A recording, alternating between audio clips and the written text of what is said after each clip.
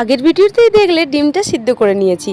আর এগুলো হচ্ছে কি মাছ নামটা ভুলে গেছি, তো মাছগুলো দেশের বাড়ি থেকে এসেছিলো। সবগুলো একসাথে ফ্রাই করে নিচ্ছি। সব মাছগুলো তেল ঝাল করে দেব, মানুষ খুব লাইক করে।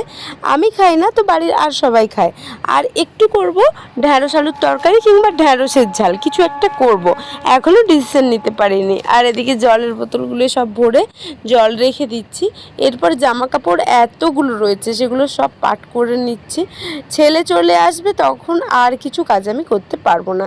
এই দেখো জামা কাপড় আমার সব গুছানো হয়ে গেছে।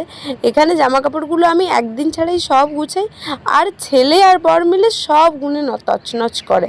আমি যে কি করব এদের নিয়ে আর পারি না। ছেলে হচ্ছে এদিকে চলে এসেছে, ওকে স্নান করতে পাঠিয়ে দিয়েছি। বর বলল আমাকে একটু দইয়ের শরবত করে দাও, ওকে করে দিলাম শরবত, ছেলেকে খাওয়ালাম, এরপর নিজে খেতে বসে গেছি। ভিডিও ভালো লাগলে সাবস্ক্রাইব করে পাশে থেকো।